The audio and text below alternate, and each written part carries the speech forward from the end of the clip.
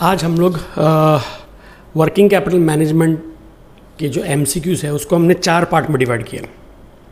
एक general questions जिसको हमने वर्किंग कैपिटल मैनेजमेंट लिखा है नाम, दूसरा डेटर से रिलेटेड, तो डेटर्स मैनेजमेंट या रिसीवेबल मैनेजमेंट बोल सकते हैं उनको, तीसरा स्टॉक से रिलेटेड, तो दैट इज स्टॉक या इन्वेंट्री मैनेजमेंट, और फोर्थ कैश मैनेजमेंट। तो आज हम लोग वो सेकेंड वाला पार्ट पहले करेंगे, रिसीवेबल्स या डेटर्स मैनेजमेंट। अब पहले कुछ MCQs करते हैं और फिर मुझे एक कंसेप्ट आपको सिखाना पड़ेगा जिनसे आगे के MCQs भी थोड़े बहुत उसमें होंगे। ठीक है, तो लेट अस सी। सबसे पहले रिसीवेबल मीन्स व्हाट। रिसीवेबल मतलब योर डेटर्स। सो रिसीवेबल का मतलब बुक डेट्स मतलब डेटर्स ही होता है, आपने अकाउंट्स में सीखा होगा। डेटर्स है ही और उसको अकाउंट्स रिसीवेबल भी बोलते हैं। So it means all of them. So correct answer will be D. ठीक है, सेकेंड जो क्वेश्चन है, सेकेंड MCQ, रिसीवेबल्स। रिसीवेबल्स मतलब your debtors arise if the goods are sold on credit, yes definitely. Second, if the goods are sold on cash, नहीं, cash में आप जब बेचते हो तो डेटर्स जनरेट नहीं होता है। Third, if the services are rendered on credit, मतलब आप सर्विस दे रहे हो किसी को और क्रेडिट पे दे रहे हो, मतलब उससे पैसा मिलना बाकी है, तो वो भी डेटर बनेगा, यस। या if the services are rendered on cash. So 1 भी राइट है और 3 भी राइट है, तो correct answer will be 1 and 3, that is C. Third MCQ, a decrease in the firm's receivable turnover ratio means what? अब पहले इसको समझ लेते हैं यहाँ पे। से फॉर एग्जाम्पल देखो, receivable accounts receivable turnover ratio मतलब डेटर्स टर्नओवर रेशियो, इसका फॉर्मूला होता है credit sales upon debtors, average debtors plus bill receivable समझो। अब से फॉर एग्जाम्पल पहले हमारा क्रेडिट सेल्स था, जस्ट एग्जाम्पल 40,000 और डेटर्स था 10,000, सो मतलब 4 टाइम्स हो गया। और अभी समझो ये डेटर्स हो गया 20,000, तो 40,000 अपॉन 20,000 2 हो गया। सो हमारा डेटर्स टर्नओवर रेशियो 4 से 2 हो गया, मतलब हमारा डेटर्स टर्नओवर रेशियो कम हो गया। ठीक है, अब इसका मतलब क्या होता है? एक बोल रहे it is collecting sales, credit sales more quickly than before. दूसरा, it is collecting credit sales more slowly than before. Sales have gone down के इन्वेंट्रीज हैव गॉन अप। ठीक है, अब क्या होता है समझो लॉजिकली। अब कोई भी देखो, इधर सी तो देख के बोलते सेल्स हैव गॉन डाउन, नहीं, यहाँ पे जैसे सेल्स तो सेम ही है, cells have not gone down. हाँ, बट इमीडिएटली कोई बोलेगा inventories have gone up, again not necessary, क्योंकि सपोज अगर यहाँ पर 80,000 है और यहाँ 80,000 नहीं, यहाँ पे 20,000 है और यहाँ पे 10,000 ही है, तो 20 अपॉन 10,000 2 ही रहेगा, 10 का 10 इधर रहेगा। अब इसका मतलब ये दोनों जनरल नहीं है, लेकिन इसका मतलब क्या है देखते हैं इन दोनों में से, फर्स्ट से और सेकंड में से। अगर डेटर्स टर्नओवर 4 बार हो रहा है, मतलब क्या, मैंने आपको बेचा, आपसे पैसा कलेक्ट किया, बेचा, पैसा कलेक्ट किया, ऐसा साल में 4 बार इवेंट हुआ। मतलब एक बार मैं जब बेचता हूं तो वो पैसा कलेक्ट हो रहा है कितने टाइम के बाद? लॉजिकली 3 महीने बाद। क्यों? बिकॉज अगर साल में 4 बार ऐसा हो रहा है कि मैं आपको बेचा और पैसा कलेक्ट कर रहा हूं, बेचा पैसा कलेक्ट किया, बेचा पैसा कलेक्ट किया और 4th टाइम भी, तो मतलब एक बार बेचने के बाद पैसा कलेक्ट हो रहा है हर 3 महीने बाद। तो वो हमारा जो डेटर्स कलेक्शन पीरियड होता है वो क्या करते हैं हम लोग, इसको रिवर्स करते हैं। ठीक है, reverse, that is debtors upon credit sales into 12। तो अगर मैं यहाँ पर 10,000 डिवाइड बाय 40,000 इंटू 12 करूँगा तो ये 12 डिवाइड बाय 4 3 मंथ्स हो गया। तो उसी लॉजिक से यहाँ पे 20,000 डिवाइड बाय 40,000 इंटू 12 करूँगा तो यहाँ पे 6 मंथ्स हो जाएगा।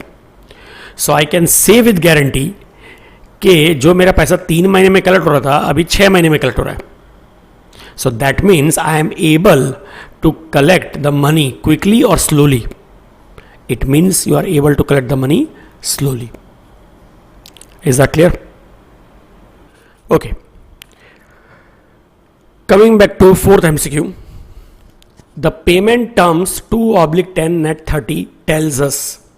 सो बेसिकली इसका मीनिंग क्या होता है कि अगर आप 10 दिन में पे करते हैं पैसा, मतलब कस्टमर या डेटर मुझे 10 दिन में पैसा पे करेगा तो मैं उसे 2% डिस्काउंट दूंगा. अदरवाइज अगर उसको डिस्काउंट नहीं चाहिए तो वो 30 डेज में पेमेंट कर सकता है.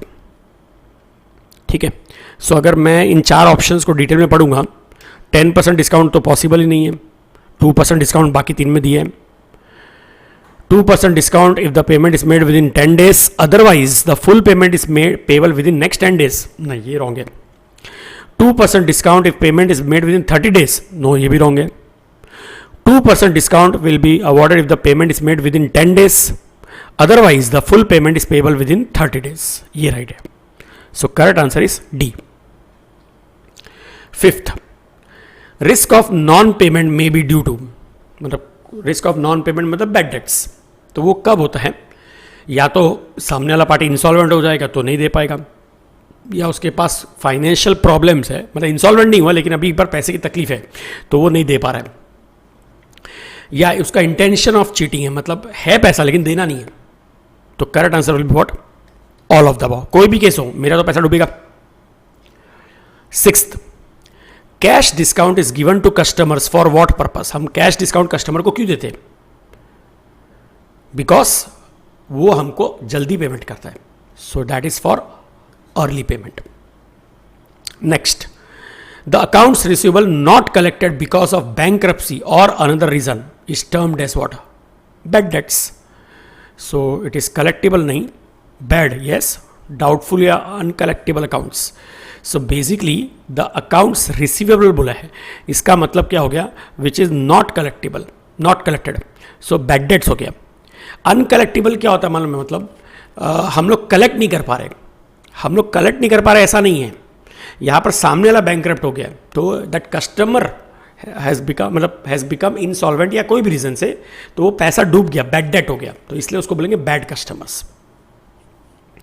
8, विच of the following sentence describes correct strategy for proper administration of receivables. अगर हम लोग को प्रॉपर डेटास को मतलब एडमिनिस्ट्रेशन करना है या मैनेजमेंट करना है तो क्या करेक्ट स्ट्रेटेजी होगी? So most of the firms will dissuade the credit sales to first time consumers. मतलब जो नॉर्मली जो पहली बार हमसे कोई खरीदता है तो हमको उस पर ट्रस्ट ऑब्वियसली कम होगा, क्योंकि क्या पता कैसा होगा, तो हम उसको डिसवेड करेंगे, मतलब हम उसको जल्दी से अलाउ नहीं करेंगे कि वो हमसे उधारी पे खरीदे. ऑब्वियसली कोई भी ये करना चाहेगा, तो ये तो बराबर लग रहा है. दूसरा, प्रमोटिंग कैश सेल्स. सी, अगर कैश सेल्स प्रमोट करूंगा तो डेटास जनरेट ही नहीं होगा, बराबर है, क्योंकि कैश सेल्स में डेटास नहीं आता. Debtors generate only out of credit sales. So promoting cash sales will not help me to reduce my debtors. Debtors हो रहा है, इसका मतलब ही क्या है? वो क्रेडिट सेल्स हो रहा है, मतलब उन्होंने कैश सेल्स का एक्सेप्ट नहीं किया है. तो कैश सेल्स प्रमोट करने से डेटर्स में कोई फर्क नहीं पड़ेगा. Third, firms must have special staff earmarked for recovery efforts. हाँ, अगर कंपनी के डेटर्स है, उनसे कलेक्ट करना है पैसा, तो अपने पास एक स्टाफ होना चाहिए जो उनको regularly time to time call करे कि सर आपका इतना पेमेंट बाकी है, मैं अपने आदमी को भेजता हूँ या मैं खुद आता हूँ और आप प्लीज़ पेमेंट कीजिए. तो उससे क्या होगा? हम लोग पैसा जल्दी कलेक्ट कर पाएंगे. सो ए भी राइट है और सी भी राइट है, इसलिए correct answer will be D. 9th, accounts receivable are reported in the balance sheet at face value के, ग्रॉस वैल्यू के, नेट रियलाइजेबल वैल्यू के, नेट क्रेडिट सेल्स वैल्यू. अब लॉजिकली सोचो, अगर सपोज हम लोग को मालूम है कि हमने कस्टमर को बेचा 1 लाख रुपए का उधारी पे, मतलब ऐसे 10 कस्टमर को 10-10 हज़ार रुपये बेचा और सबसे पैसा मिलना बाकी है, तो 10 कस्टमर को 10-10 हज़ार रुपया मिलना बाकी है, मतलब 1 लाख रुपये बाकी है. अब उसमें से एक हमको मालूम पड़ गया कि वो इंसॉल्वेंट हो गया, तो मैं बैड डेट्स गिन लूंगा. तो लॉजिकली मेरे बैलेंस शीट में डेटर्स कितना आना चाहिए? जब अगर 10,000 का बैड डेट्स हो ही गया तो मतलब बाकी 9 से पैसा मिलेगा, करेक्ट. 10 कस्टमर, सबसे 10,000, 1 लाख रुपया, उसमें से 10,000 रुपया बैड डेट हो गया, तो मुझे मालूम में 90,000 मिलेगा, तो मेरे बैलेंस शीट में 90,000 ही रिकॉर्ड होगा. सो अकाउंट्स रिसीवेबल या debtors are recorded in the balance sheet at net realizable value after deducting all your bad debts या डाउटफुल डेट्स. 10th, डैश में also be offered for early payment of dues. Trade discount early payment के लिए offer नहीं करते, वो bulk purchase या business में देना जरूरी होता है इसके लिए करते हैं। स्पेशल डिस्काउंट, अब देखो अगर ए नहीं है तो सी भी नहीं होगा क्योंकि उसमें बोथ ए एंड बी है। स्पेशल डिस्काउंट होगा कि कैश डिस्काउंट होगा? ऑब्वियसली अर्ली पेमेंट के लिए तो क्या होगा? Cash discount. So correct answer be D. 11th, an exercise of credit rating involves. Credit rating मतलब क्या? हम लोग बोलते हैं ना, जैसे क्रिसिल या इकरा, ये जितने भी एजेंसीज होती है रेटिंग एजेंसीज, वो हम लोग को रेट करती है कि are we genuinely able to make payment और टू, मतलब बोलते हैं हमारे पास उतना बैलेंसेस या सफिशेंट लिक्विडिटी है कि हम हमारे लायबिलिटीज को पे कर सकें। सो क्रेडिट रेटिंग में जैसे एक तो बाहर वाले टीम भी करती है, जैसे क्रिसिल इकरा अगर हमने बाहर आउटसोर्स किया है, या अगर हम लोग छोटी फर्म हैं तो हम लोग हमारे इंटरनली भी, कि हमारे पास जो एक अकाउंटेंट है वो खुद भी ये कर सकता है, ठीक है, और वो रिपोर्ट बना के सामने वाले को प्रेजेंट कर सकते हैं, देखो भाई हमारी रेटिंग अच्छी है। So an exercise of credit rating involves doing it internally by a team within the firm, yes. Doing it through external special agencies, yes. A और बी के नन ऑफ द अबाउ, तो correct answer is C, A और B. 12th, an important means to get an insight into collection pattern of debtors is the preparation of their basically ageing schedule होता है। Ageing schedule मतलब क्या होता है मालूम है? बेसिकली हम लोग है ना, कस्टमर्स जो जिनसे पैसा रिकवर करना बाकी है, मतलब डेटर्स, उसको हम लोग है ना अलग अलग टाइम फ्रेम में डिवाइड करते हैं। मतलब कुछ ऐसे कस्टमर्स होंगे, मैं जस्ट एग्जांपल ले रहा हूँ, कि जिनका 1 से लेकर 10 डेज ही हुआ है अभी तक उधारी का, और दूसरा है समझो 11 से 20, फिर से 21 to 30 एंड से 31 to 40, अगर 4 पार्ट में डिवाइड किए। अब समझो इसमें एक कस्टमर, मतलब समझो ऐसा मान पड़ता है 10% कस्टमर इधर है, 20 इधर है, 20 इधर है और 50% इधर है। ये समझो है कंपनी ए, और कंपनी बी में ऐसा है 50%, 30%, 10%, 10%। तो इससे ये मालूम पड़ता है कि यहां पर ए कंपनी में 50% ऑफ कस्टमर्स का पैसा 31 to 40 डेज के अंदर आता है, ठीक है, और बाकी 50% का 30 डेज के अंदर आता है। और दूसरे कंपनी में देखेंगे ना तो 50% का पैसा 10 दिन में ही आ जाता है, जबकि ए में सिर्फ 10% का ही आ रहा है, और लास्ट 31 to 40 डेज में सिर्फ 10% का ही पैसा आता है। मतलब बेटर कलेक्शन पैटर्न कौन सी कंपनी में है? बी। सो ये जो शेड्यूल बनता है जहाँ पे हम लोग डेटर्स को उनकी एज मतलब उनकी फिजिकल एज नहीं, उनका जो पैसा जब तक कलेक्ट नहीं होता है तब तक आउटस्टैंडिंग रहेगा, तो उस आउटस्टैंडिंग पीरियड को बोलते हैं एज, ठीक है। एज ऑफ डेटर्स मतलब एज ऑफ आउटस्टैंडिंग। सो ऐसे शेड्यूल को बोलते हैं एजिंग शेड्यूल। ओके, 13th, हाँ, अभी जैसे ये पार्ट के लिए मैं एक कंसेप्ट समझा देता हूँ। जैसे मैंने ये आपको ऑलरेडी सिखाया हुआ है टॉपिक में, फैक्टरिंग। फैक्टरिंग मैंने बताया था, उसमें क्या होता है कि आप जो बैंक या फैक्टर बोलते हैं उनसे सर्विसेज लेते हैं, जहाँ पे कस्टमर वो आपको आइडेंटिफाई करके देगा, उसकी क्रेडिट वर्दीनेस बताएगा कि वो लायक है, उसको उतने का माल बेच सकते हैं कि नहीं। फिर जब हम लोग उनको बेच देंगे तो उसके सामने एडवांस मिल जाएगा हमको, और लास्ट में मतलब हमको तो एडवांस मिल जाएगा, और ड्यू डेट पे बैंक या फैक्टर कस्टमर से पैसा कलेक्ट करने जाएगा, मतलब जिनको हमने बेचा था। ये तो कंसेप्ट किया ही था। एक और है इसी से थोड़ा बहुत सिमिलर, दैट इज कॉल्ड फोरफेटिंग। अब ये क्या होता है? जनरली एक्सपोर्ट सेल्स के लिए होता है कि समझो एक एक्सपोर्टर है,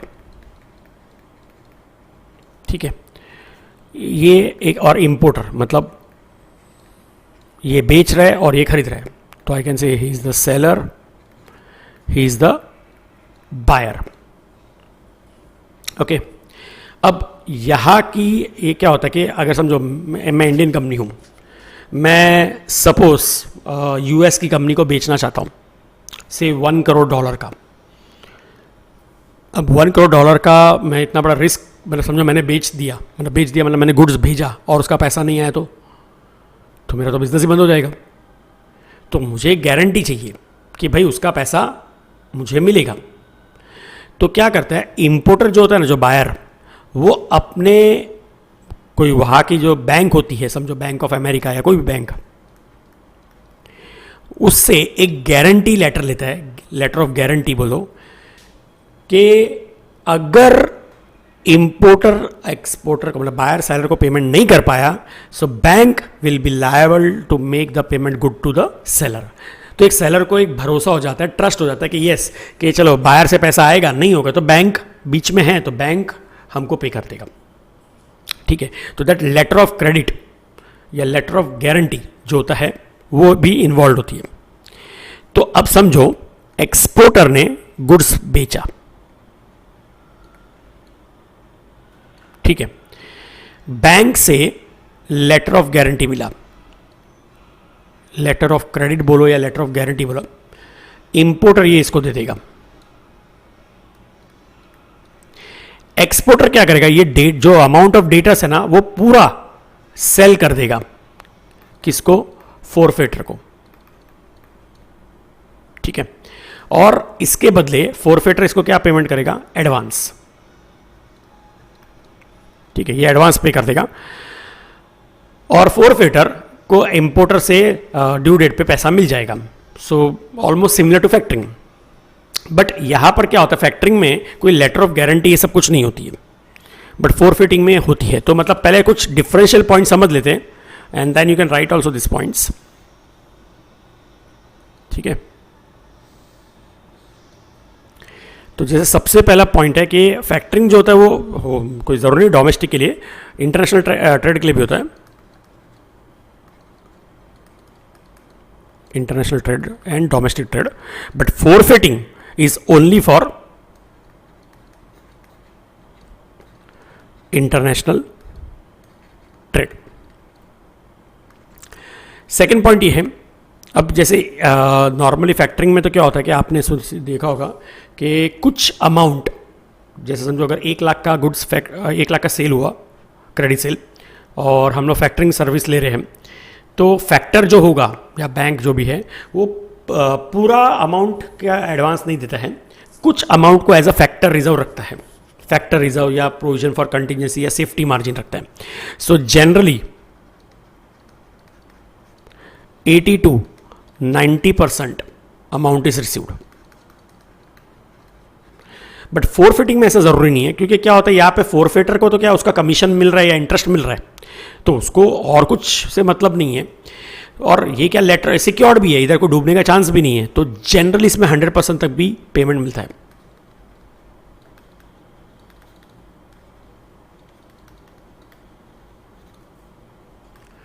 थर्ड, अब यहां पर जो फैक्टरिंग होता है वो 2 टाइप के फैक्टरिंग हमने सीखा है पहले, इट इज रिकोर्स फैक्टरिंग और नॉन रिकोर्स फैक्टरिंग।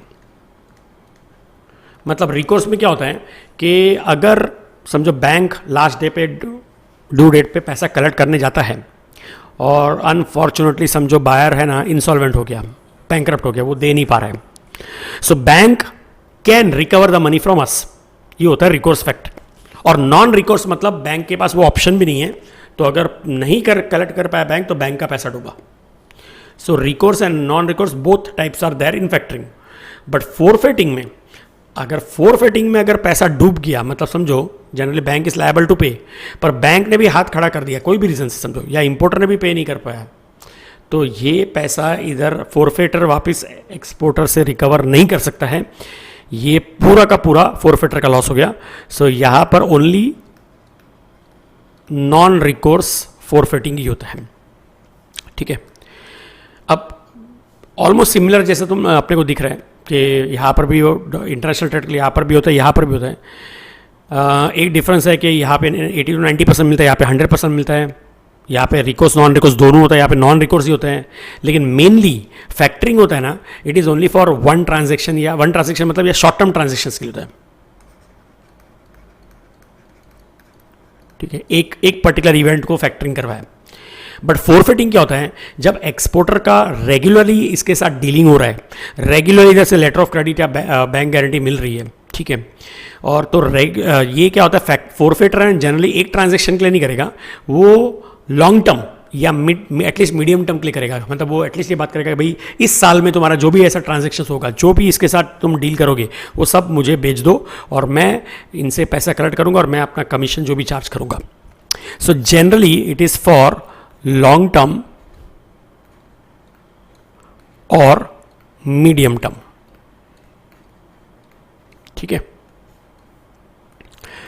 अच्छा, ये फैक्टरिंग जो होता है ना, वो नॉर्मली गुड्स के सामने होता है, बराबर है, गुड्स बेचा, ये भी गुड्स होता है, लेकिन ये बेसिकली होता है ऑन कैपिटल गुड्स। मतलब जनरली क्या होता है, जब समझो स्टॉक नहीं, स्टॉक एक अलग चीज़ होती है। जैसे समझो अगर मैं कपड़े में डील कर रहा हूँ, तो कपड़े का मैं बेच रहा हूँ तो दैट इज स्टॉक। बट यहाँ पर क्या होता है, मशीन्स, अगर मशीन की समझो, मतलब capital equipment, that is purchase of machine बोलो, purchase of furniture, heavy extensive furniture, तो कैपिटल गुड्स होते हैं ना, उनमें ज़्यादा करके फोरफिटिंग चलता है। और लास्ट है कि यहाँ पर जो कॉस्ट ऑफ फैक्टरिंग होता है, मतलब फैक्टरिंग में जो कॉस्ट लगता है, कि मतलब फैक्टरिंग में क्या होता है, समझो वापिस सेलर, बायर, सिमिलर, और फैक्टर। सेलर गुड्स बेच रहा है, ठीक है, सेलर वो अमाउंट फैक्टर को देके उससे पैसा ले लेता है एडवांस, और फैक्टर इसे पैसा कलेक्ट कब करता है, बाहर से ड्यू डेट पे, ठीक है। तो अपॉइंट फैक्टर को कौन करता है, सेलर करता है, ठीक है। तो इसका जो खर्चा होता है ना, वो सेलर को बेयर करना पड़ता है।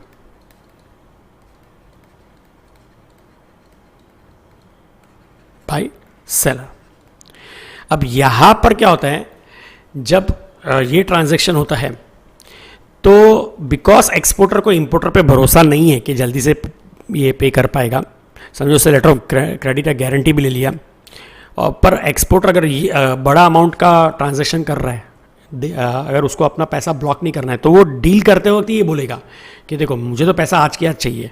अब समझो आपको क्रेडिट, आप 3 महीने का क्रेडिट चाहते हो, लेकिन मेरे को तो आज ही चाहिए, तो मैं आपके लिए ये फोरफिटर को अपॉइंट कर रहा हूँ, ठीक है। फोरफिटर आपसे कलेक्ट करेगा पैसा कब, ड्यू डेट पे 3 महीने बाद, लेकिन फोरफिटर से मुझे पैसा मिल जाएगा आज, ठीक है। तो जो भी खर्चा हुआ, जो भी कमीशन या जो भी हुआ, वो क्योंकि आप में से क्रेडिट मांग रहे हो, और इसके लिए ये आपको बेयर करना पड़ेगा। तो यहां पर द कॉस्ट ऑफ जो है ना, एक्सपेंसेस, जो भी cost to be borne by buyer होता है।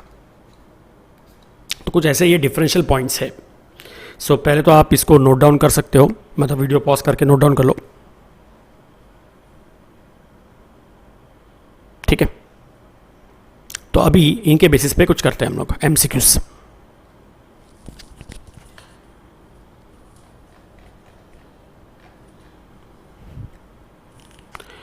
So, dash is an arrangement to have debts collected by a third party entity for a fee.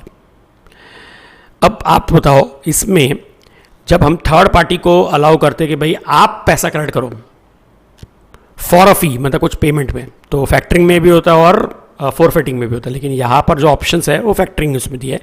तो A, selling the accounts receivable to a third party at reduced price.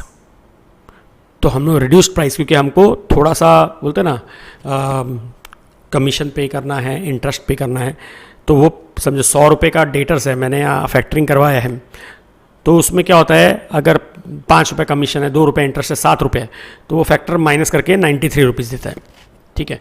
तो selling the accounts receivable to a third party at a reduced price is a part of collection process known as factoring.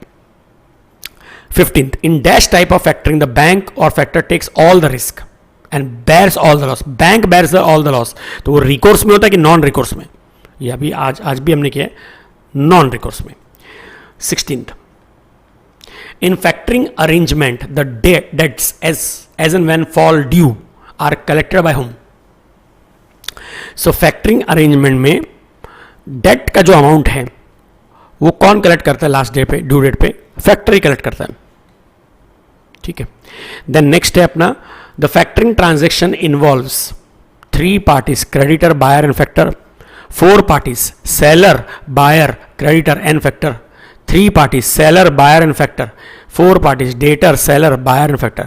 See, debtor and seller same होता है, sorry हाँ, debtor और basically क्या है, हम हमारे लिए वो सामने वाला जिसको बेचा वो बायर या वो और वही डेटर भी है, तो ये पार्ट नहीं हो सकता। हमने बेचा तो सामने वाला डेटर है तो हम क्रेडिटर हो गए, सेलर क्रेडिटर सेम हो गया, ये भी नहीं होगा। बेसिकली इसमें सेलर होता है, एक बायर होता है और एक फैक्टर होता है। So answer is C. 18th, dash is a process by which a company clubs its different financial assets to form a consolidated financial instrument which is issued to investors. In return, the investors in such securities get interest. So basically क्या होता है, अब मैं ये concept बताता हूँ क्या होता है कि सपोज अगर मुझे मालूम है कि मुझे कोई कस्टमर से पैसा रेगुलरली आने वाला है, जैसे फॉर एग्जांपल अगर समझो मेरे पास एक प्रॉपर्टी है, एक घर है जो मैं रेंट पे दे रहा हूँ और महीने का रेंट है समझो 10,000 रुपया, मतलब साल में 1,20,000 आएगा और 3 साल का एग्रीमेंट बना हुआ है और 3 साल का लॉक इन पीरियड है। मतलब क्या, ना वो छोड़ सकता है ना मैं छोड़ सकता हूँ। मतलब ये तो गारंटी है कि 3 साल उसको यूज़ करना ही पड़ेगा और 3 साल का भाड़ा देना ही पड़ेगा। तो रेगुलरली मुझे 10,000 रुपये हर महीने आएगा। अब समझो मुझे है ना ये हर महीने का चक्कर नहीं रखना है कि मैं हर महीने पैसा कलेक्ट करूँ फिर उसके पास जाओ लेने, मतलब लेने चलो ठीक है वो भी, बट आएगा नहीं आएगा कुछ पता नहीं, मतलब मोस्टली तो आएगा ही, बट वो रिस्क नहीं रखना है। तो हम लोग क्या करते हैं, एक इंस्ट्रूमेंट बनाते हैं, मतलब एक एसेट। तो उसके अंदर क्या करते हैं कि जो भी हमको ये फ्यूचर में इनकम रिसीवेबल है, रेंट रिसीवेबल है फॉर नेक्स्ट 3 years, तो 1 साल में 1,20,000 है, 3 साल का 3,60,000 रुपया, 3,60,000 रुपीज रेंट इज रिसीवेबल। तो ये अमाउंट अगर किसी और को, फॉर एग्जाम्पल किसी और को रेगुलरली इंटरेस्ट चाहिए, उसको क्या चाहिए कि 10% इंटरेस्ट चाहिए साल का, तो अगर मैं उससे 12 लाख रुपए लूं कि भाई तू मुझे 12 लाख रुपए दे दे और ये जो रेंट रिसीवेबल कलेक्शन आ रहा है वो तेरा,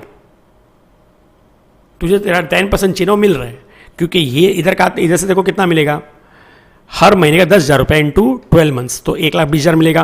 तू मुझे कितना दे रहा है, 12 लाख रुपया, ठीक है, तो 12 लाख मुझे दे दे, ये 10% ले ले, मतलब 1,20,000 ले ले, ठीक है, ये 1,20,000 ले ले, अगले साल भी ले लेना, 3rd year भी लेना, और 3 साल के बाद अगर समझो एग्रीमेंट कंटिन्यू हो गया तो वापस तुझे मिलता रहेगा पैसा तेरा, और अगर नहीं हुआ तो मैं तुझे तेरा 12 लाख रुपये रिटर्न कर दूंगा।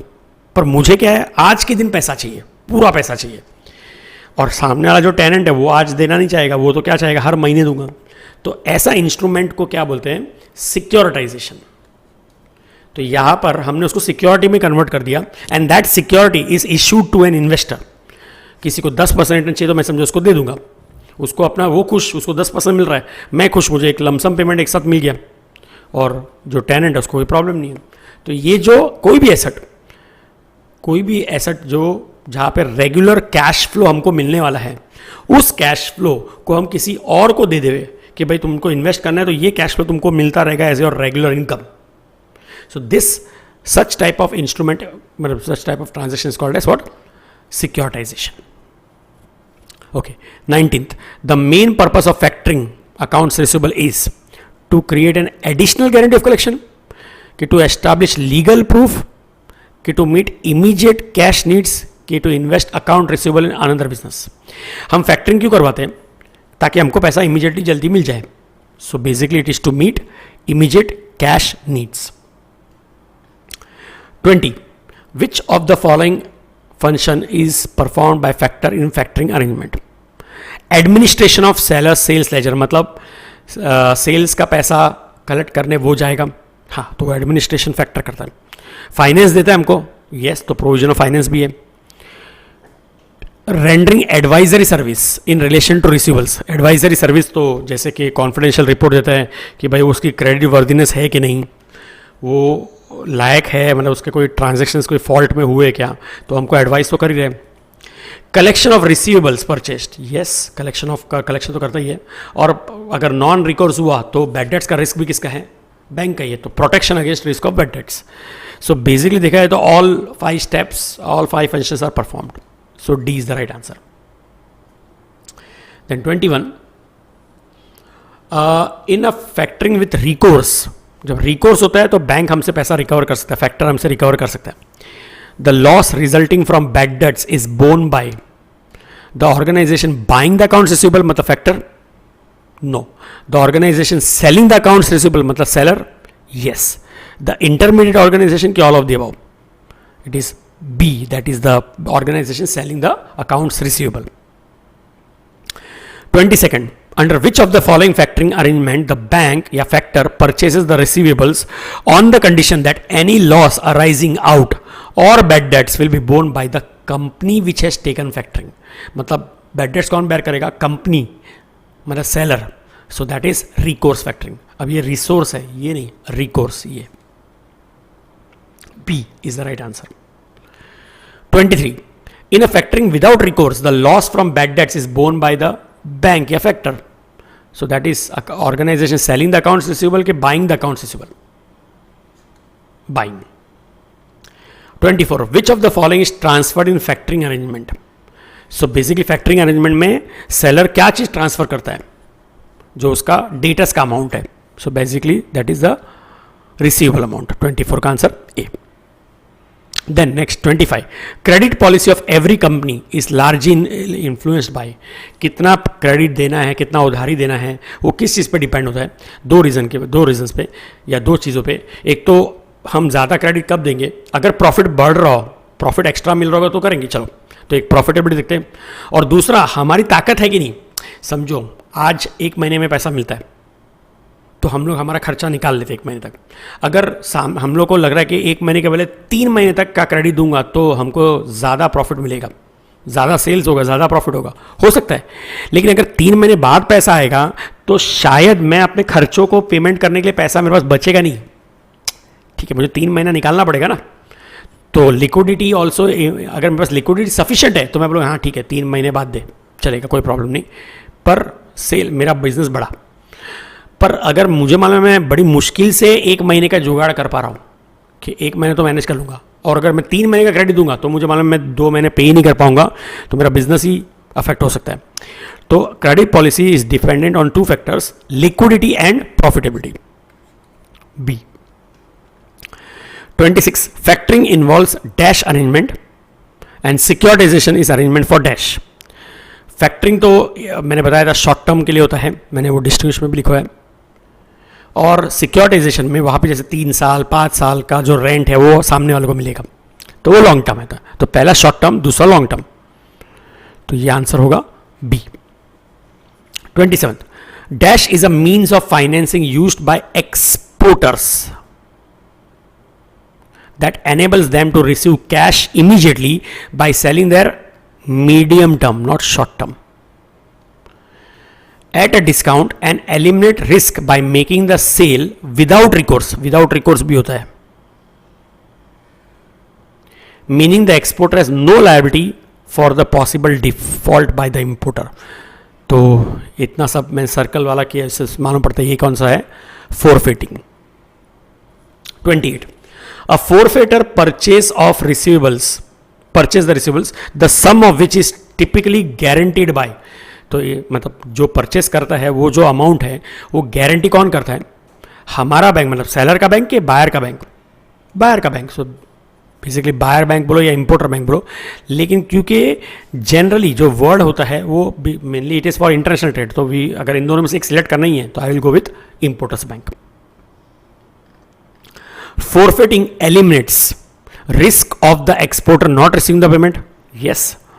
Credit risk and transfer risk, no. Risk posed by foreign exchange की डी, क्या लगता है आपको? अब एक तरह देखा क्रेडिट रिस्क मतलब वही है नॉट रिसीविंग द पेमेंट, और ट्रांसफर रिस्क मतलब वही एक्चुअल में क्या हो गया, ट्रांसफर किया मतलब हमने ट्रांसफ़र किया, मतलब क्या, मैं आई एम द एक्सपोर्टर, मैंने समझो आप इंपोर्टर, आपको बेचा और मैंने ये अमाउंट ट्रांसफ़र कर दिया फोरफिटर को।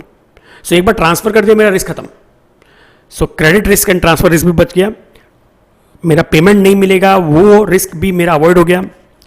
Risk post bye foreign exchange, अगर मेरे को पैसा इमीडिएटली मिल जाता है, मैंने $1,00,000 का आपको बेचा था, मुझे $1,00,000 माइनस समझो इंटरेस्ट है कमीशन माइनस करके 5,000 माइनस करके $95,000 मिल गया। मैंने आज के आज उसको कन्वर्ट करा दिया रुपीज़ में। अब 3 महीने बाद समझो फोरफिटर उससे पैसा कलेक्ट करने जाएगा, किससे, आपसे, बाहर से।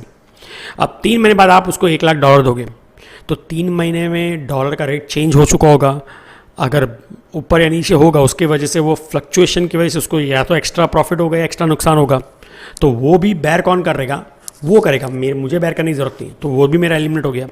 सो ये तीनों एलिमिनेट हो गए। So I can say conveniently कि डी आएगा, it eliminates all of them. 30, forfaiting is either with recourse और विदाउट रिकोर्स। नहीं, वो तो खाली विदाउट रिकोर्स ही होता है। Always without recourse, yes. Pure financing agreement, yes, pure financing. So D, that is B and C. 31, dash, actual dash आएगा, dash is an arrangement to have export debts collected by a third party entity for a fee. अब यहां पे clearly क्या बोला है, it is for export debts but collected by a third party entity for a fee, for a fee. अच्छा, अब ये है ना, ये फोरफिटिंग के बदले क्या होगा, एक्सपोर्ट फैक्टरिंग। सी बेसिकली क्या होता है, आप समझो, मैंने आपको फैक्टरिंग में, फोरफिटिंग में क्या बताया था, टोटल कितने पार्टीज होती है, 4 पार्टी, ठीक है। अभी मैंने आपको बताया था, एक होता है एक्सपोर्टर, एक होता है इंपोर्टर, एक होता है इंपोर्टर का बैंक, और एक होता है फोरफिटर, ठीक है। अब यहां से ये क्या, फैक्टरिंग में क्या होता है, फैक्टर हमारा एजेंट होता है, वो हमारे बिहाफ में कलेक्ट करता है। लेकिन फोरफिटिंग में तो क्या होता है, मैं ये अमाउंट, मेरा जो मैंने इससे इंपोर्टर को जो बेचा ना, वो अमाउंट ही इसको बेच देता हूँ। अमाउंट ही बेच दिया, मतलब अभी ये इसका रिस्क, ये जाने इससे पैसा कलेक्ट करना है कि नहीं करना है, ठीक है। तो ऐसा नहीं कि फोरफिटर मेरे भी हाफ में नहीं कलेक्ट कर रहा है, फोरफिटर ने मुझे पूरा पेमेंट कर दिया मेरा, और अब वो जो डेटर्स अमाउंट है वो इसका हो गया, मतलब it is as good as कि इसने इसको बेचा था, फोरफिटर ने इंपोर्टर को बेचा था। तो ये फी के लिए, कोई एक पर्टिकुलर फी के लिए वो थर्ड पार्टी खाली एजेंट बन के कलेक्ट नहीं करने आ रहा है, ठीक है। इसके लिए ये कोई ऐसा नहीं कि वो मेरे लिए कलेक्ट कर रहा है, वो खुद का ही पैसा कलेक्ट कर रहा है एक तरह से।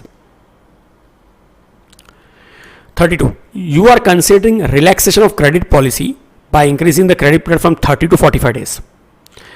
Then in which of the following circumstances you will advise to do so? अगर हम लोग उधारी में 30 दिन में क्ले बेचते थे, मतलब 30 डेज के बाद पैसा आता था, अब उसको 45 डेज कर दिया, तो जनरली कब करेंगे, if my present profit increases, कि if the present loss reduces, कि if the present bad debt reduces, कि ऑल ऑफ दैम। देखो, मेरा प्रॉफिट बढ़ेगा तो भी मैं, अगर प्रॉफिट बढ़ता होगा तो मैं उधारी का टाइम ज़्यादा दूंगा, चलेगा। हाँ, या अगर मैं समझो अभी लॉस में हूँ और ज़्यादा उधारी देने से मेरा लॉस कम हो रहा है तो भी चलेगा। अगर मैं समझो उनको ज़्यादा उधारी दे रहा हूँ और उसके वजह से अगर मेरा बैड डेट्स कम होता है तो भी चलेगा मुझे। तो correct answer will be all of them. 33, what relationship exists between average collection period and accounts receivable turnover. तो हमने ये पार्ट देखा था, देखो कि ये देखो, अकाउंट्स रिसीवेबल या accounts receivable turnover ratio, debtors turnover ratio अगर डिक्रीज हो रहा है, इसका मतलब मुझे टाइम कलेक्ट करने में ज़्यादा टाइम लग रहा है, तो मतलब ये इंक्रीज हो रहा है, ठीक है। सो मतलब ऑपोजिट रिलेशनशिप है, ठीक है। So what relationship exists between collection period and accounts receivable turnover ratio? Both are in number of days? No. As average collection period increases, the account receivable turnover decreases. देखो यहाँ पर increases, decreases ऐसा लिखा है, ठीक है। एक minute रुको, देखता हूँ। Both ratios are expressed in number of times? No. There is direct relationship के opposite है, मतलब indirect हो गया ना। So correct answer यही होना चाहिए। ये जो है ना, ये पार्ट नहीं आएगा, As the average collection period increases, the account receivable turnover decreases. So correct answer should be B. 34. Select the odd one in relation to topic of management of receivables. So इस topic के अंदर हमारा फोरफिटिंग आता है, factoring आता है, debtors आता है, लेकिन क्रेडिटर नहीं आता है. सी. अच्छा, अब कुछ प्रैक्टिकल एमसीक्यूज करेंगे. If the credit sales for the year is 5,40,000 and debtors at the end of the year is 90,000, तो collection period will be how much? अभी collection period का फॉर्मूला क्या होता है? It is the debtors plus bill receivable upon credit sales. अब क्योंकि option days में दिए तो इंटू 365 करेंगे. तो debtors है 90,000, सेल्स है 5,40,000, इधर 365. सो 90,000 ये सॉरी कैंसिल कर रहा हूँ, ये 6 टाइम्स हो गया. तो 365 डिवाइड बाई 6 रफली 60.83 डेज आता है, मतलब नियरेस्ट 61 डेज. प्रैक्टिकल एमसीक्यूज जब आप ये लिखते हो तो आप वीडियो को पॉज करो और उसे नोट डाउन करो, ठीक है. पर पहले मेरा पूरा हो जाने दो, उसके बाद आप लिखो. मतलब एक एक क्वेश्चन होने के बाद फिर आप लिखो वीडियो पॉज करके, क्योंकि जब तक मैं लिख रहा हूँ तो पहले आप उसको कॉन्सेंट्रेट करो संबंध में. 36. Total sales of LMN are 31,248, out of which 25% are cash sales. Closing balance of debtors is 9,468. Debtors velocity मतलब बेसिकली वेलोसिटी मतलब योर टर्नओवर होता है. अब it can be expressed in times या पीरियड. तो अभी इसमें ऑप्शंस पीरियड में दिया तो हमको मतलब ये कलेक्शन पीरियड यूज करना पड़ेगा. So formula debtors upon credit sales into 365 अगर डेज में करना तो डेटर्स कितना है, क्लोजिंग बैलेंस ऑफ डेटर्स है 9,468. नीचे क्रेडिट सेल्स चाहिए. टोटल सेल्स 31,248 है, उसमें से 25% कैश सेल्स है, तो क्रेडिट सेल्स तो 75% ही होगा, 23,436. अगर मैं डेज में लेता हूँ तो मल्टीप्लाई बाय 365 करना पड़ेगा. सो 9,468 डिवाइड बाई 23,436 इंटू 365, तो ये आता है 147 डेज कुछ 147.45. तो नियरेस्ट 148 ये तो आ रहा है, ठीक है. पर फिर भी ये दो डेज में से 157 और 148 में से ये आ रहा है, ये रॉन्ग है. पर मंथ्स में भी देख लेना पड़ेगा कि मंथ्स वाला शायद मंथ्स का आंसर राइट है क्या. तो अगर मंथ्स में करना है तो इंटू 12 करना पड़ेगा.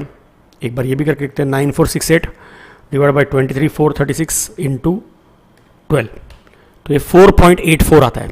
ये 4.2 है और ये 4.43 है, तो नियरेस्ट कोई भी नहीं है. सो मतलब आंसर डेज में ही निकालना है और नियरेस्ट एकदम नियर में सी आंसर आ रहा है. तो वीडियो पॉज करके नोट डाउन कर लीजिए.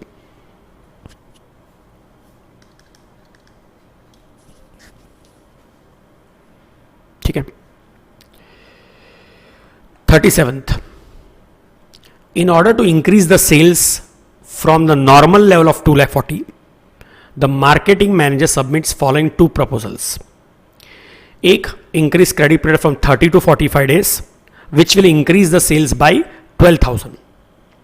और second, increase the credit period from 30 to 60 days, which will increase the sales by 18,000. PV ratio and expected pre-tax return are 33.33% and 20% respectively. Which of the following statement is correct? And debtors, जब हमने normal किया था, they are calculated on cost, but यहां पर क्या बोला, on sales. सो देखते हैं मतलब क्या है. 3 केस है, एक तो प्रेजेंट पॉलिसी, एक ऑप्शन 1, एक ऑप्शन 2. अभी हम लोग 30 डेज का क्रेडिट दे रहे हैं, इधर 45 करना है या इधर 60 करना है.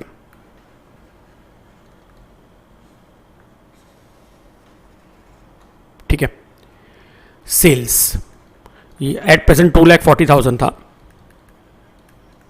ये ऊपर लिखा है. अगर 30 को 45 कर देंगे तो सेल्स 12,000 बढ़ जाएगा, मतलब 2,52,000 हो जाएगा. और 30 को 60 करेंगे तो 18,000 बढ़ेगा यहाँ से. सो ये हो जाएगा 2,58,000. पीवी रेशियो मतलब सेल्स माइनस वीसी कंट्रीब्यूशन होता है. सो पीवी रेशियो 33.33% मतलब 1/3. सो पीवी रेशियो 1/3 है मतलब कंट्रीब्यूशन इज 1/3 ऑफ सेल्स. सो मतलब 80,000. यहां पे 2,52,000 का 1/3 84,000 और यहां पे 258 का 1/3 86,000. 1/3 ये तो वेरिएबल कॉस्ट 2/3 1,60,000. ये हो जाएगा 1,68,000. ये हो जाएगा 1,72,000. ओके. माइनस फिक्स्ड कॉस्ट तो नहीं दिए मतलब ये जीपी भी हो जाएगा. फिर माइनस हम लोग करते हैं ABCD. A for administration cost, B for bad debts, C for collection charges, D for discount. सब में इसमें से कुछ भी नहीं दिया है तो ये नेट प्रॉफिट भी हो गया. फिर हम लोग माइनस करते हैं अपॉर्चुनिटी कॉस्ट. तो अभी अपॉर्चुनिटी कॉस्ट कैसे आएगा? ठीक है, तो इन लोगों ने बोला 20%.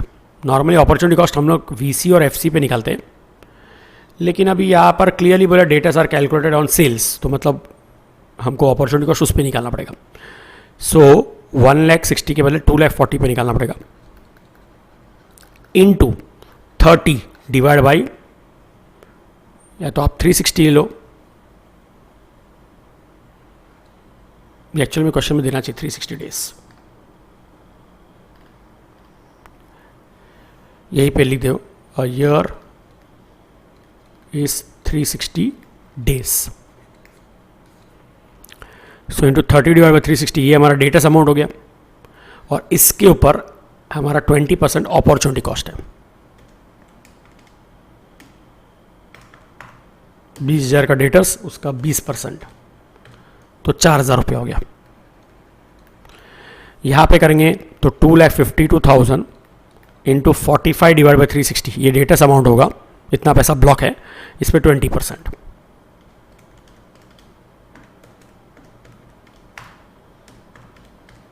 ये हो गया आपका 6,300 और यहाँ पे 2,58,000 इंटू 60 डिवाइड बाई 360 इस पे 20%.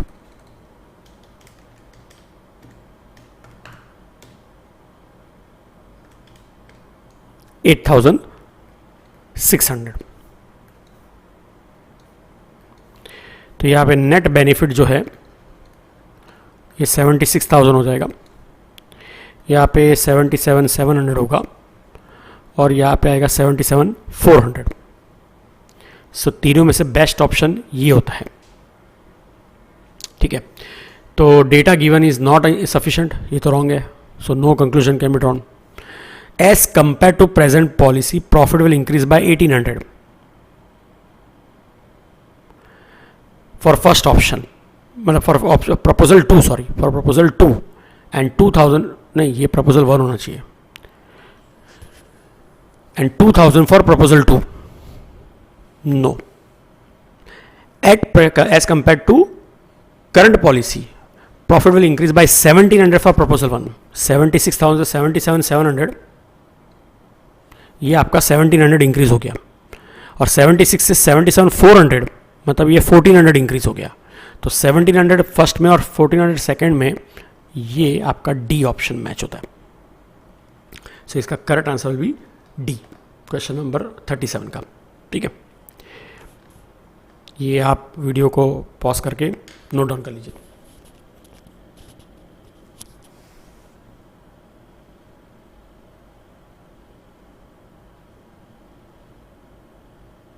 Okay.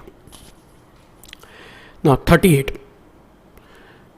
A company has prepared the following projections for a year.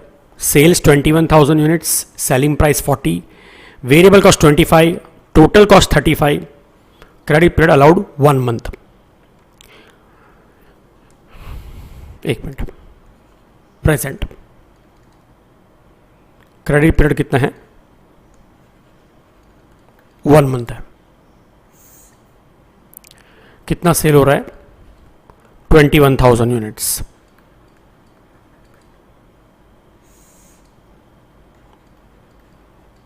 At what price? 40 rupees.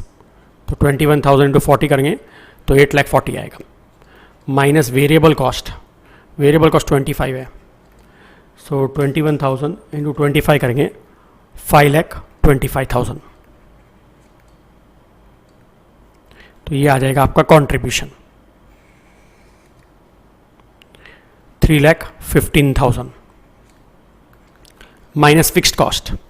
अब टोटल कॉस्ट इन्होंने 35 बोला है, जिसके अंदर वेरिएबल कॉस्ट 25 है, तो 35 में 25 वेरिएबल है तो लॉजिकली फिक्स कॉस्ट 10 हो गया, सो 21,000 इंटू 10 2,10,000, तो हमारा जीपी आएगा 1,05,000। ठीक है,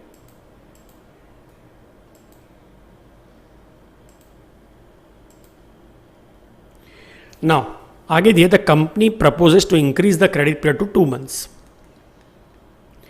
this change in policy will increase the sale by 8%, मतलब पहले 21,000 बेचते थे, अब 8% बढ़ जाएगा, तो 22,680 बेच पाएंगे।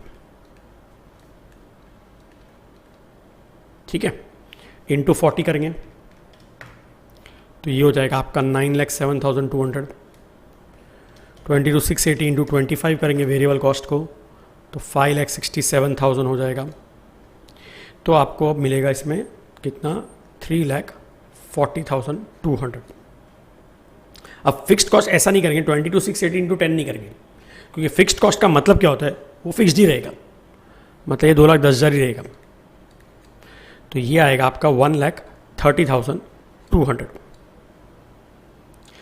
अब जीपी के बाद माइनस होता है ABCD, तो क्वेश्चन में आगे बोला the company desires a return of 25% on it's investment. इतना चाहिए उनको, तो मतलब ये इतना क्यों चाहिए, क्योंकि इतना बाहर मिल रहा होगा, तो बाहर कितनी अपॉर्चुनिटी छोड़ रहे हैं, तो दैट इज अपॉर्चुनिटी कॉस्ट। अब यहाँ पे बोला debtors are calculated on cost, और जनरली कॉस्ट पे ही होता है। ठीक है, तो मतलब ABCD अलग से तो कुछ नहीं है, तो ये नेट प्रॉफिट भी हो गया माइनस अपॉर्चुनिटी कॉस्ट, तो नेट बेनिफिट आएगा।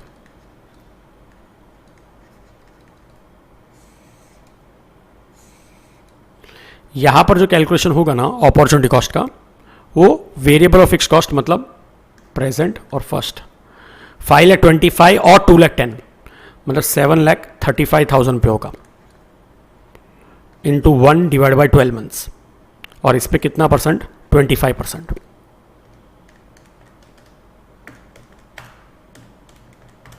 तो ये 15,312 हो गया।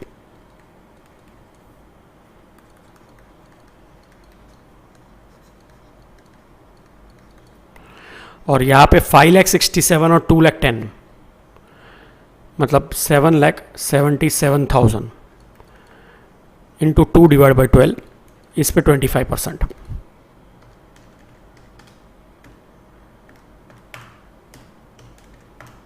तो ये हो जाता है आपका 32,375।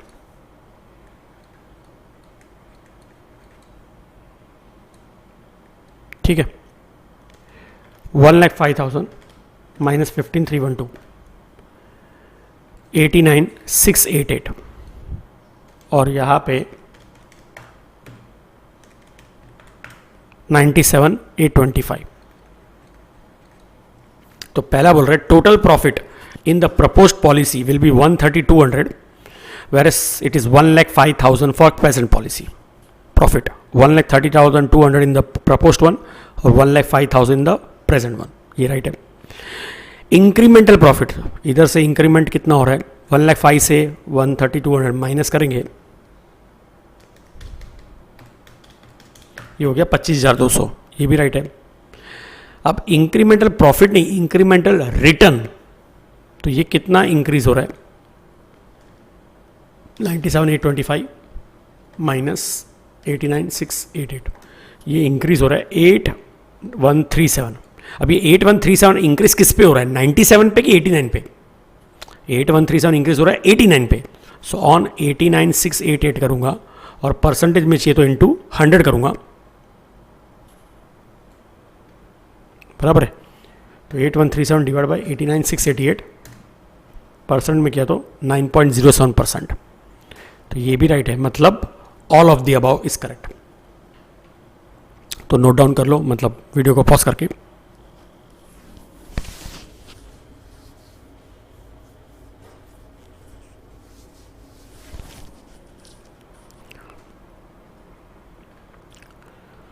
Thirty nine,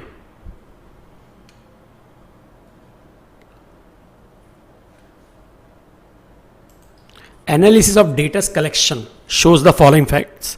42% data pay the payment within 4 days. 42% का पेमेंट 4 दिन में आता है। 18% डेटा पे विद इन 20 डेज, 18% का 20 दिन में आता है। 40% डेटा पे विद इन 40 डेज, 40% का 40 दिन में आता है। तो what is the average collection period? तो बहुत सिंपल है, 42% का 4 दिन में आता है, तो 4 का 42%, तो ये हो गया आपका 1.68। 20 दिन में 18% का पेमेंट आता है, तो 20 इंटू 18%, 20 इंटू 18% करेंगे तो 3.6 हो गया।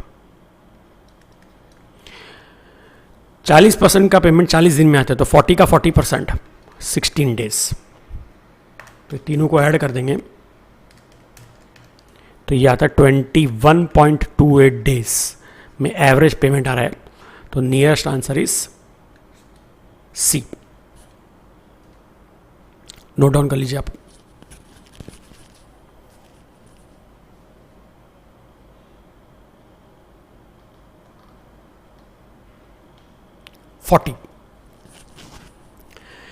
In the year 2018, 7% customer paid the amount in 5 days. 7% customer paid in 5 days. 54% customer paid in 30 days. And 39% customer paid in 44 days from the date of sale. ये कौन से ईयर में? 2018 में। और 2019 में क्या बोला है? 13% customer paid the amount in 4 days. 64% customer paid in 25 days. 23% customer paid in 58 days. तो the average collection period in the year 2019 increased by 4 days के 3 days के decreased by 3 days के 4 days। तो देखते हैं, 5 का 7% करेंगे तो ये 0.35 आता है। 30 इंटू 54% करेंगे 16.2 आता है। 44 का 39% करेंगे तो 17.16 आता है। इसका टोटल हो गया आपका 33.71 डेज। यहाँ पे 4 का 13% करेंगे तो 0.52 आएगा। 25 का 64% करेंगे तो 16 आएगा। और 58 का 23% करेंगे तो 13.34 आएगा। तीनों को ऐड किया तो 29.86 डेज। सो 33.71 में से के बदले 29.86 हो जाएगा।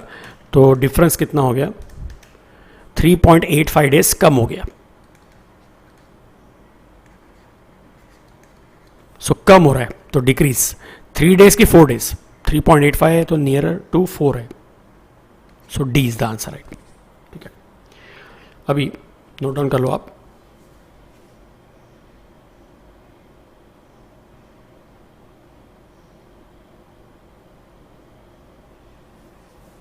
ठीक है, next. A firm has current sales of 25,48,000।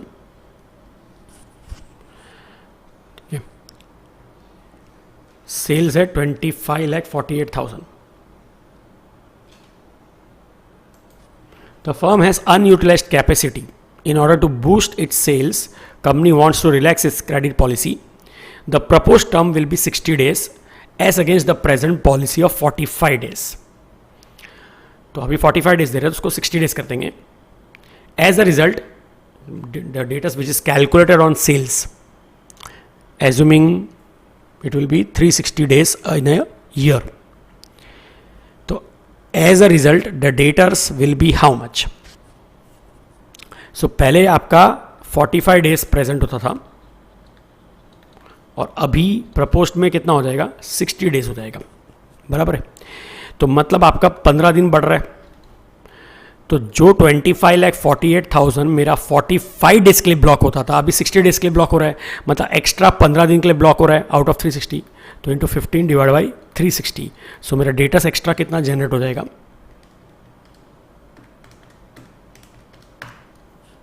सो ये आएगा 1,06,166.66 मतलब 167। हाँ, अपॉर्चुनिटी कॉस्ट इसका परसेंटेज आता है, समझ 20% दिया हो तो इसका 20%, लेकिन अपॉर्चुनिटी कॉस्ट नहीं पूछा है इन्होंने, पूछा सिर्फ debts which is calculated on sales will be how much, मतलब कितना एक्स्ट्रा बढ़ेगा। सो ऑब्वियसली 1,06,167 बढ़ेगा, so C is the right answer. Note down कर लो आप।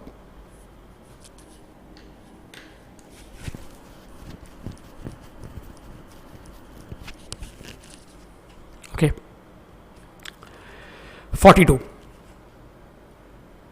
The sales manager of AB Limited suggests that if credit period is given for 1.5 months, then sales will increase by 1,20,000 per annum. अगर हमने 1.5 महीने का credit दिया तो हमारा सेल्स 1,20,000 से बढ़ जाएगा,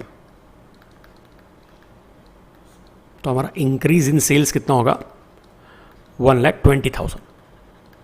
कॉस्ट ऑफ सेल्स मतलब कॉस्ट ऑफ सेल्स मतलब इसमें वेरिएबल और फिक्स कॉस्ट दोनों आ गया, 90% ऑफ सेल्स है तो 1,08,000 हो गया, तो सीधा जीपी आ जाएगा क्योंकि वीसी और एफसी दोनों आ गया इसमें। The risk of non payment is 5% मतलब बैड डेट्स हो गया, इनकम टैक्स दिए 30%, the expected return on investment is 3,375 after tax, मतलब इतना तो हमको आना ही चाहिए हमारे पैसा जो डेटस ब्लॉक है, क्योंकि इतना हमको बाहर से मिल रहा होगा, तो ये हमारा अपॉर्चुनिटी कॉस्ट हो गया। Should the company change it's credit policy, देखते हैं जीपी दिए माइनस ABCD में से ए नहीं है, बैड डेट्स है 5%, तो 1,20,000 का 5% दैट इज 6,000, कलेक्शन और डिस्काउंट नहीं है तो NPBT 6,000। अब नॉर्मली हम लोग इसके बाद अपॉर्चुनिटी कॉस्ट माइनस करते हैं, बिकॉज अगर ये नेट प्रॉफिट बिफोर टैक्स लेते हैं तो अपॉर्चुनिटी कॉस्ट भी बिफोर टैक्स होता है, लेकिन इसमें अपॉर्चुनिटी कॉस्ट आफ्टर टैक्स दी है तो हमारा नेट प्रॉफिट भी आफ्टर टैक्स होना चाहिए, तो इसमें माइनस टैक्स रेट करेंगे 30%, that is 1,800, so NPAT is 4,200, ठीक है। और अपॉर्चुनिटी कॉस्ट हमारा है 3,375, तो इतना सेल्स इंक्रीज हो रहा है, इतना जीपी इंक्रीज हो रहा है, इतना नेट प्रॉफिट इंक्रीज हो रहा है, तो भी मेरा नेट बेनिफिट कितने से इंक्रीज हो रहा है, 4,200 माइनस 3,375 देखेंगे तो ये 25 से इंक्रीज हो रहा है। तो पहले तो इनके साथ बिजनेस करना चाहिए, यस करना तो चाहिए, यस आएगा, मतलब नो तो हो ही नहीं सकता है, ये गया yes. As the total net profit will be 4,200 के incremental net profit will be 4,200, मतलब बेसिकली इंक्रीज इन सेल्स है तो ये इंक्रीज इन जीपी हो गया, ये इंक्रीज इन नेट NPBT हो गया, ये increase in net profit after tax हो गया, ये इंक्रीज इन नेट बेनिफिट हो गया। सो हमारा प्रॉफिट चार्जर 200 नहीं है, हमारा प्रॉफिट चार्जर 200 से बढ़ेगा, so correct answer will be C, ठीक है। आप इसको नोट डाउन कर लो वीडियो पॉज करके।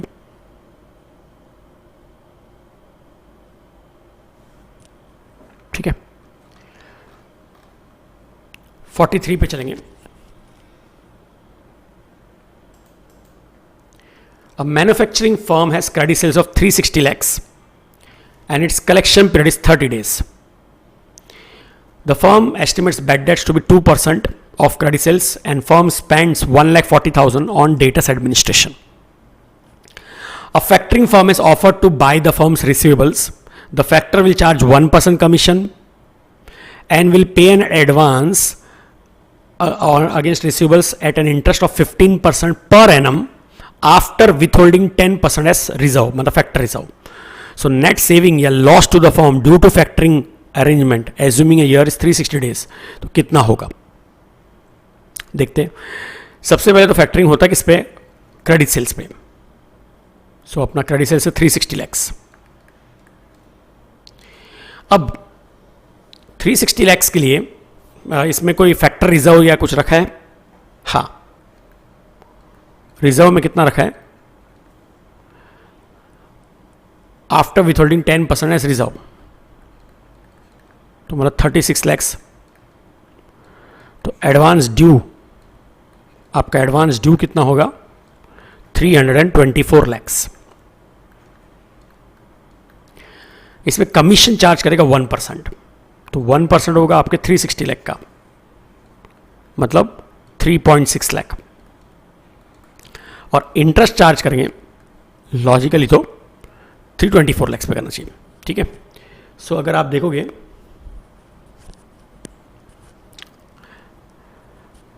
15% पर एनम बोला है, कैलकुलेट तो इसी पे करना चाहिए। 324 लाख इंटू 15% कितने टाइम के लिए, 30 डेज के लिए, इंटू 30 डिवाइड बाई 360, तो 4.05 आता है, ठीक है। अभी फैक्टरिंग की वजह से हमारा खर्चा कितना हो रहा है,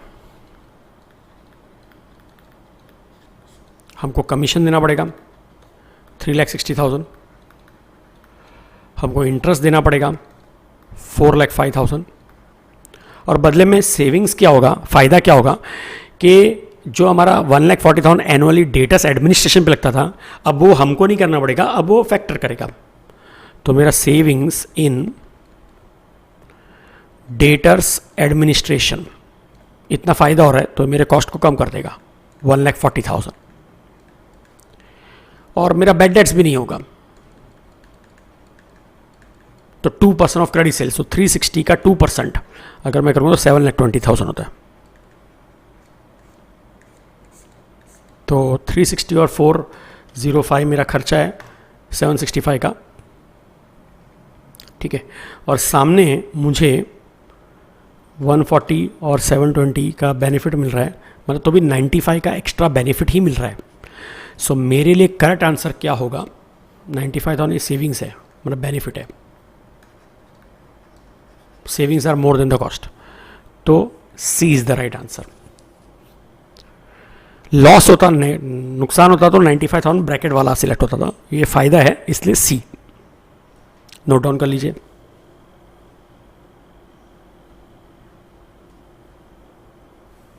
ठीक है। 44 90% of X companies total sales of 6 lakh is on credit, मतलब बेसिकली क्रेडिट सेल्स कितना हो गया 90%, 6 लाख का 90% मतलब 5,40,000। If the year and receivable turnover ratio is 5, the average collection period assuming 365 days year, 365 days और year will be how much. अभी हमारा debtors turnover ratio 5 है, इसका फॉर्मूला क्या होता है, क्रेडिट सेल्स अपॉन डेटर्स, ये 5 है, ये मालूम है 5,40,000 है, तो नीचे डेटर्स आ जाएगा, डेटर्स इधर 5 इधर, 5,40,000 डिवाइड बाय 5 1,08,000 आ जाएगा। तो ईयर एंड रिसीवेबल्स तो मतलब डेटर्स कितना है 1,08,000, मतलब बी तो गया क्योंकि उसमें 120 है। अच्छा, अब एवरेज कलेक्शन पीरियड भी पूछ रहे हैं, average collection period and year and receivables, तो पहले ईयर एंड रिसीवेबल तो आ गया, एवरेज कलेक्शन पीरियड। अब सोचो ना, साल में 5 बार हो रहा है, मतलब 365 डेज में हमारा टर्नओवर 5 बार हो रहा है, ठीक है। तो मतलब वन टाइम के लिए कितनी बार, कितना डेज लगेगा, तो क्रॉस मल्टीप्लाई करके 73 डेज लगेगा। या आप चाहिए तो दूसरे तरीके से कैसे कर सकते हैं कि इसका और रिवर्स फॉर्मूला वो कलेक्शन पीरियड का होगा। सो डेटर्स आ गया अभी 1,08,000 divide by credit sales 5,40,000 into 365, ये 5 टाइम्स 365 डिवाइड बाई 5 73 डेज, तो 73 डेज और 1,08,000 ये ऑप्शन आपका मैच करता है सी के साथ, ठीक है। तो ये नोट डाउन कर लो आप वीडियो पॉज करके।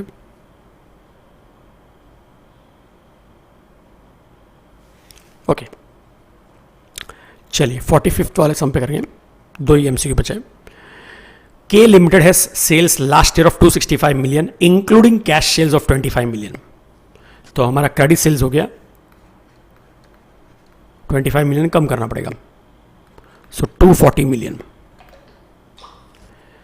If average collection period was 36 days, collection period 36 days है, तो एंडिंग मतलब क्लोजिंग अकाउंट्स रिसीवेबल कितना होगा. सो कलेक्शन पीरियड का फॉर्मूला क्या होता है, it is debtors divide by credit sales, ठीक है, और डेज में दिया तो इनटू, और 365 डेज का बोला है. तो ये आपको दिया है 36 डेज, डेटर्स नहीं मालूम, क्रेडिट सेल्स मालूम है 240 मिलियन इंटू 365. ये 240 मिलियन इधर जाएगा तो मल्टीप्लाई होगा, 365 इधर जाएगा तो डिवाइड होगा. सो 36 into 240 million divide by 365 will be debtors. So 36 into 240 divide by 365, ये 23.67 आता है. 23.67 मतलब रफली 23.7 मिलियन. ये भी नोट डाउन कर लीजिए.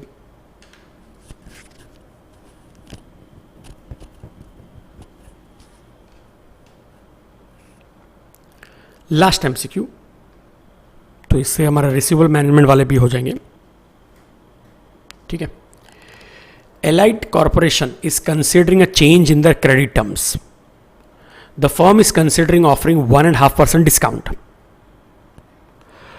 Most likely competitors will follow the suit, मतलब they will also follow the same step. मतलब हम जब क्रेडिट पेड चेंज करें वो भी करेंगे.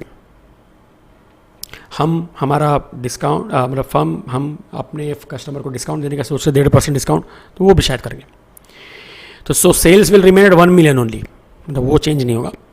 40% of sales will be eligible to take advantage of the discount. मतलब इस तरह का पॉलिसी रख रहे हैं कि जिससे 40% जो सेल्स है ना वो ये डिस्काउंट का फैसिलिटी ले पाएंगे, बाकी लोग नहीं ले पाएंगे, ठीक है. मतलब 1 मिलियन के जो कस्टमर, 1 मिलियन मतलब होता है 10 लाख, उसके 40% मतलब 4 लाख सेल वाले कस्टमर हमसे डिस्काउंट लेंगे. इस पे 1.5%, 4 लाख का 1.5% करूँगा तो 6,000 डिस्काउंट लगेगा मेरा cost. The firm anticipates that the receivables will be reduced by 30,000. अब ये जो स्कीम रख रहे हैं जिसकी वजह से डिस्काउंट देना पड़ रहा है, तो फर्म को लग रहा है कि उनका जो डेटर्स का अमाउंट, जो पैसा ब्लॉक होता था ना, वो 30,000 रिड्यूस हो जाएगा, मतलब उतना पैसा कम ब्लॉक होगा. सो अगर मेरा रिडक्शन इन डेटर्स होगा 30,000, तो जो उस पर 18% अपॉर्चुनिटी कॉस्ट लगता था जितने भी पूरे अमाउंट पे, तो अभी 30,000 पे कम लगेगा.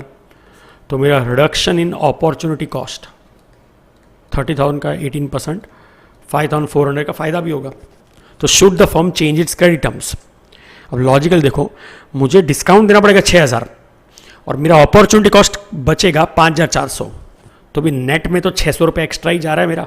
5,400 का फ़ायदा हो रहा है लेकिन 6,000 डिस्काउंट देना पड़ रहा है, तो 600 का नुकसान ही हो रहा है. तो should the firm change it's credit terms, ऐसा करना चाहिए सब ये स्कीम? नो, ठीक है. तो ये भी नोट डाउन कर लीजिए आप.